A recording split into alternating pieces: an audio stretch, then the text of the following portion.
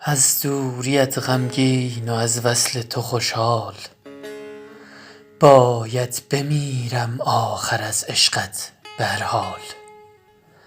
در تنگ چشمت چند روزی میهمانم، مانند ماهی قرمز تحویل هر سال.